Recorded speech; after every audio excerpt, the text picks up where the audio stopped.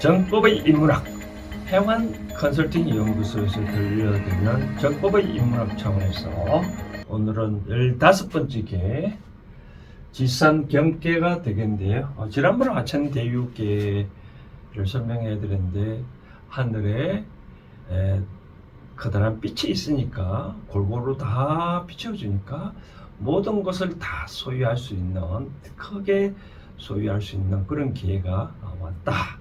그런 기회가 왔으면, 만약 가졌다면 이걸 어떻게 할 건가라고 이제 순서를 따져봤을 때 그런 문제가 나오는데, 그래서 주역에서도 보니까 요 경계를 설명해 놨네요. 요 지산은 뭐냐면 땅 아래에 땅이고, 땅 아래 여기잖아요, 그렇죠? 땅이고, 요거는 이제 산을 의미하거든요. 칠간산 7번째 개인데, 요거는 8이고 요거는 7. 그러니까 이 땅 속에 산이 있다는 뜻은 무슨 의미를 할까요? 원래 산은 땅 위에 있어야 되잖아요, 그렇죠? 그러니까 산이 땅 위에 안 있고 밑에 있다는 것은 자기를 드러내지 아니하는 것. 그것을 이제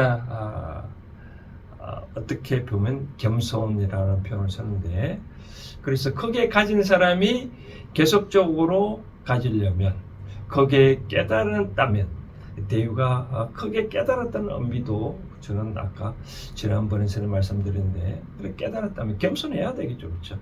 그런 차원에서 아마 이렇게 순서가 중요한데 이 겸자를 했지 않았을까. 겸자를 한문을 보면 이제 말씀문자잖아요. 말씀문자인데 요거는 겸겸자인데 말을 겸하고 있다. 요 뜻은 이제 배이사의 의미거든요. 배화변에 보면 이렇게 배화변이죠. 그러니까 누가 변을 확 치고 있는 모습을 나타나잖아요, 그렇죠? 그러니까 여기 사람이 변을 치고 있다는 말은 모성을 다 가졌다는 그런 의미잖아요, 그렇죠? 그런 사람이 말을 할 때는 어떻게 할 건가라는 의미로 겸손을 하는데, 저는 이제 여기 해원 컨설팅 연구소에서 펴낸 첫 번째 책 해원 생각에서는 이 겸손을 제가 뭐라고 풀이를 해놨냐면, 겸손은 우리가 갑과 을의 입장에서 갑이 을한테 베푸는 게 바로 겸손이다 라는 표현을 써왔는데, 그러면 겸손하는 게 어떻게 하는 게, 막연히 겸손이 좀 그렇잖아요. 그래서 저는 겸손을 다른 말로 표현하면 을의 입장을 존중을 해주는 거다. 을이 하는 일을 존중해주고 그것을 인정을 해주는 것이 바로 겸손이다라고 얘기를 했거든요. 그러면 이제 이 겸손은, 그럼 주역에서는 어떻게 겸손을 풀이하고 있는지 한번 설명을 지금부터 해드리려고 했는데, 계명은 그렇게 지성경계인데, 이제 개사 부분, 괴의 설명에는 보면 보니까 겸은 형통하다, 그렇죠? 모름지기 이 겸손은 다 세상 살아가는데 기본이죠, 그렇죠? 그러니까 기본인데, 저는 이 원형을 형통하다는 의미도 있지만 이 시작의 우리가 원형 이정 무력을 뜻이잖아요, 그렇죠? 그래서 겸이라는 것은 항상 저는 자기가 뭔가 모르게 있다, 자기가 크게 가졌을 때, 을이 겸손한다는 건 아니죠, 그렇죠? 갑이 겸손하는 거죠. 자기가 풍부하게 많이 가졌을 때, 그게 누구라고 하면 바로 분자라는 거죠. 분자는 바로 일반 사람이 겸손을 하는 게 아니라 군자, 가진 사람이 아래 사람한테 베푸는 게 분자다. 그렇게 하니까 유종이다, 끝내 있다 라는 말은 이 유종의 미를 거둘 수 있다, 바로 그런 의미죠, 그죠? 끝까지 군자는 이 겸손을 지키고, 그러다 보면 유종의 의미가 있다라고 그런 얘기가 나옵니다. 그런데 이제 이거는 뭐 여담이지만 재미난 스토리를 하나 얘기를 하자면, 나중에 또 설명을 요거 7 뽑고 8 뽑았을 때 요 이 괴에 대해서 점을 칠 때 또 설명을 해드리겠지만 이 개가 나왔을 때 어떤 의미가 있을까요? 종이라는 의미가 있으니까 만약에 오늘 개를 뽑았다, 누가 아프다 라고 개를 뽑았다 보니까 요 개가 나왔다. 만약에 상대가 인품이 있고 큰 어떤 덕을 가지고 큰 재산을 가진 사람이 요 뽑을 얻었다. 그럼 그 사람은 이제 생을 다 마감했다는 뜻이겠죠. 그렇죠? 그런 식으로 또 점을 칠 수도 있고, 만약에 다 가진 사람이 아닌 사람이 이 개를 뽑았다, 소인이다, 그럼 죽을까요? 그렇지는 않죠. 군자가 그렇다는 거죠. 군자가. 이렇게 참고를 하시고, 그 다음에 효사 부분인데, 효사 이제 겸손도 여러 가지가 주역에 설명하는데, 먼저 빼기를 좀 설명해 드린다면 겸겸이 있고요. 겸겸은 이제 이 중국말은 이 두 번 반복한다는 뜻은 아주라는 말은 그런 없습니다. 근데 아주 겸손한 거. 그 다음 이제 뭐가 있냐면 노겸이라고 있습니다. 노겸은 노동력, 노동을 해서 자기가 어떻게 자연스럽게 겸손한 게 아니라 어떻게 겸손해 주려고 노력해서 하는 경우. 그 다음 울겸도 있습니다. 울겸은 뭐냐면 두 가지가 있는데, 울려 펴진다 그죠. 내가 겸손을 함으로써 세상 사람들이 다 저 사람이 겸손하다고 알려지는 것. 또는 이제 두 번째는 뭐냐면, 내가 겸손을 하다고 스스로 판단했는데 남들이 안 알아줘서 내가 자신이 울고 싶은 그런 슬픔에 빠졌을 때, 그런 때 또 울겸이라는 표현을 씁니다. 그 다음 이제 휘겸이라는 데, 휘겸은 이 칼을 휙 내리시잖아요. 바로 그런 뜻인데, 휘겸은 어떤 뜻이냐면, 내가 어떤 것도 하더라도, 어떤 걸 하더라도 다 하고 보니 겸손된 짓이더라. 공자가 논에서 보면 공자는 하는 일마다 다 인에 적합하다고 하는데, 알회는 세 번에 한 번 꼴, 석 달에 한 번 꼴 정도 인에 어긋나지 다 하다. 나머지 사람들은 하루에 한 번 정도 인에 적합하다라고 그런 표현을 쓰기도 하는데, 아무튼 휘겸은 이렇게 네 종류를 주력에서는 나누고 있는데, 그러면 본격적으로 한번 효사 부분을 살펴보도록 하겠습니다. 지산 겸께 효사 부분을 살펴보면, 오늘은 특히 어려운 글자가 없어서 토를 안 달아드렸습니다. 먼저 보면 초6, 왜 초6이냐? 바로 의미 없기 때문에 6이라 합니다. 그래서 겸겸군자, 겸손하고 겸손한 군자는 용, 쓸 수 있다. 어디에? 섭자, 건널 섭. 어딜 건넌다고요? 대천, 큰 강을 건너는 데 써도 길 유리하다, 길하다라고 표현되어 있네요. 즉, 처음에 말씀드렸다시피 군자만이 가진 자만이 겸손을 하니, 그 겸손한 자가 더 겸손하니까 세상에 어떠한 일을 하더라도, 대천 큰 강을 건너는데 힘드는데 어떠한 일을 하더라도 다 이 겸겸을 그대로 사용을 하니 얼마나 길어야겠습니까? 그러니까 겸겸을 하면 어떤 일을 하더라도 잘 이루어질 수 있다, 그러네요. 그 다음 울겸은 이때 명겸인데, 운다, 처음에 말씀드렸다시피 두 가지 의미, 울려 퍼진다, 겸손이 울려 퍼지니 바로 끝까지, 원형이죠. 끝까지 길하다라는 얘기는 해요. 그러니까 우리가 울려 펴진다는 우리가 겸손한다는 사람은 자세로 또 볼 수도 있겠지만 말로 표현을 하잖아요. 그렇죠? 그러니까 이때 명겸은 어떤 연설을 하거나 상대방한테 말을 했을 때 상대로 하려금 겸손하다고 서로 울려 펴지는 거죠. 그렇죠? 그런 거 하면 끝까지 길할 수밖에 없다. 노겸, 스스로 겸손한 건데 노력해서는 겸손한 군자는 유종, 마침내 끝내 길하다라는 얘기를 해요.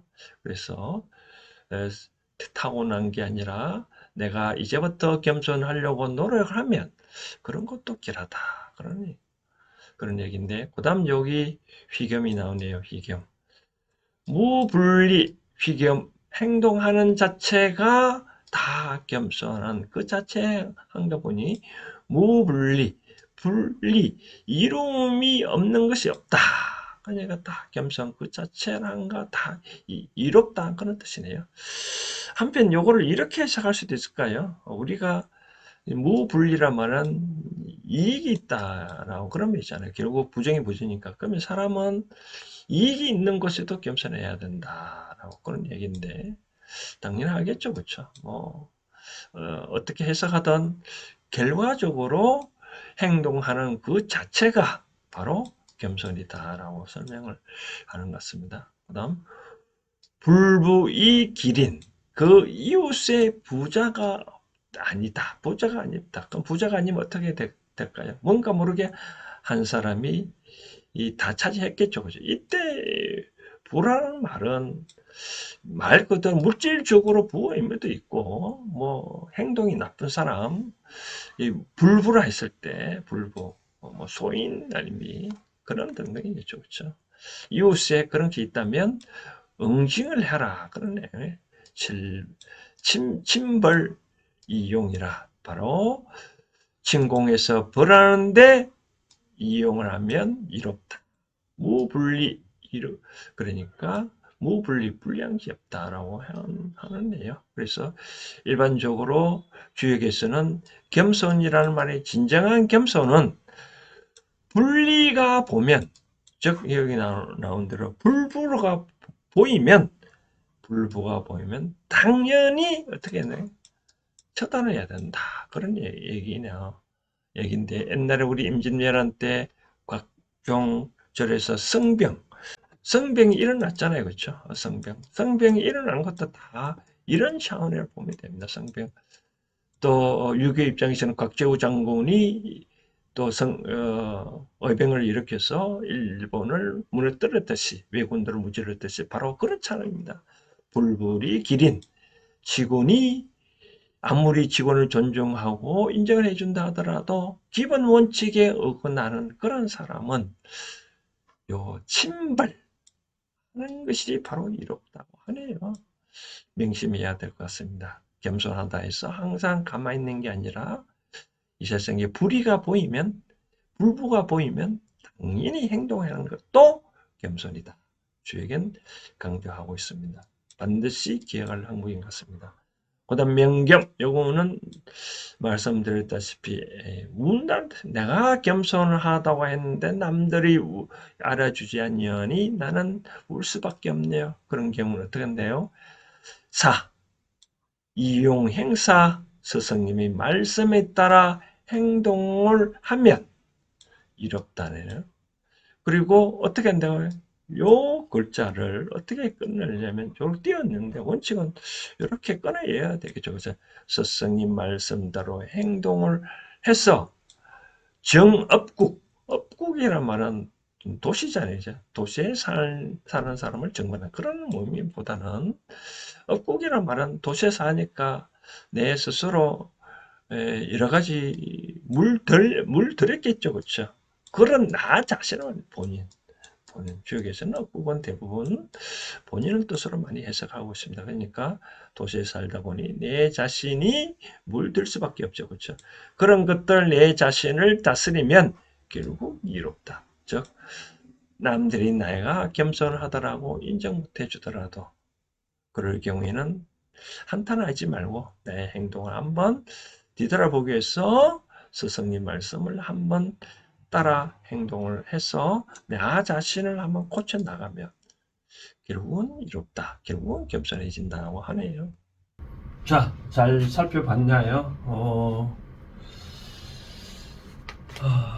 그렇죠.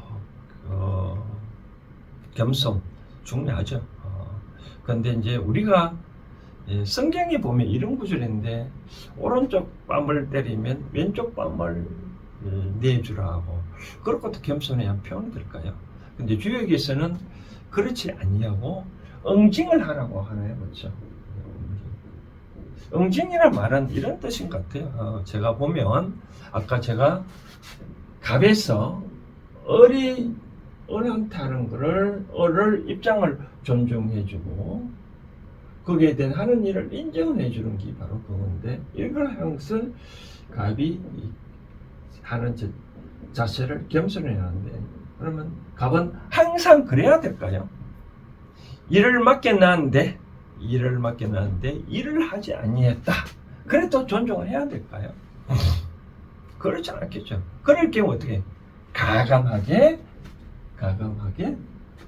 응징을 해야 된다. 효사 부분에도 설명을 해놨다시피 우리가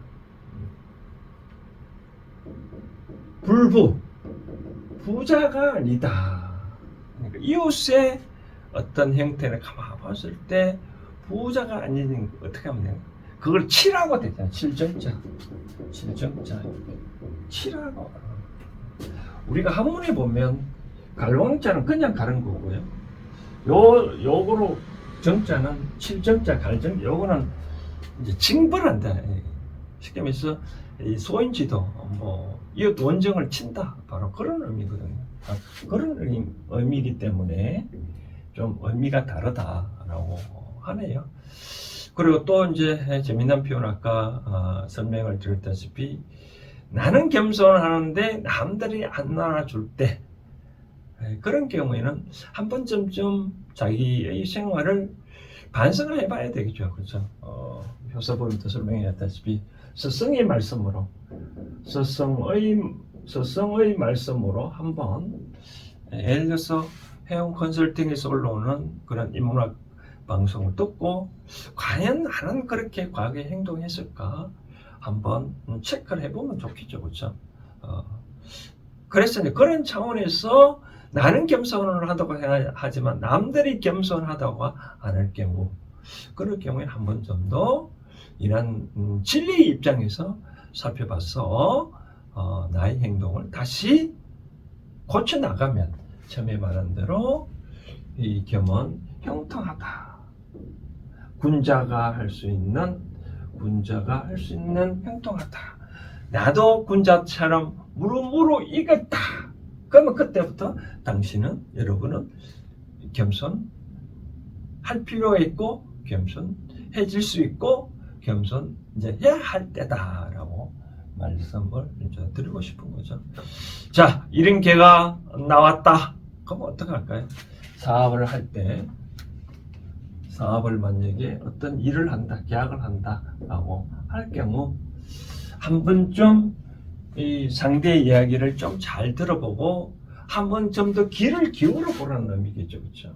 상대의 얘기를 귀를 들어보고 거기에 대해서 잘 혹시 오류가 있는지 살펴보고 얼른 계약을 하지 말라. 바로 그런 의미가 내표가 되어 있습니다. 그래서 이런 계가 또 만약에 유심히 살펴보고 과거에 두루두루 계약을 잘 아무 문제가 없다면 어떻게 한다고요? 유종의 미를 거두시니까 바로 계약을 해도 거기에 문제가 없다.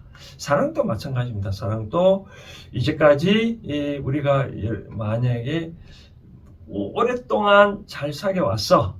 이제 이 사람과 결혼해야 될지 안 해도 될지라고 판단했을 때 이런 계가 나왔다면 결혼을 해도 무방하다라고 말씀을 드리고 싶네요. 이 경계는 정계 입장에서 여러 가지 말씀을 많이 드릴 수 있는데 시간상 자세히는 못 드리고 나중에 저희 사무실 오시면 올 기회가 되면 또 설명을 해드리겠는데 아무튼 경계가 오면 다소곳이 나를 낮춰서 상대를 다시 한 번 더 쳐다보고 생각해보고 상대가 보이지 아니했던 그런 것들도 존중을 해보고 그러고 난 다음에 의사결정을 하면 크게 무리가 없다라고 말씀드리고 싶습니다. 그 다음 16번째 개는 순서가 보면 여기 지상계인데 다음에는 그러면 요거 산지계일까요? 그렇지는 않죠. 그렇죠? 제가 설명한 그 다음부터 하는 주역은 요거를 올라간다 했잖아요. 했기 때문에 요걸 거꾸로 그려보면 여기 올라가니까 이 개가 되겠죠. 그렇죠? 요 개가 되고 이렇게 여긴 이렇게 오고 그럼 요거는 이제 그대로 지게잖아요. 그렇죠? 지게고. 요거는 뭘까요? 사진내 네 번째 개로서 뭐냐면 진. 우레진.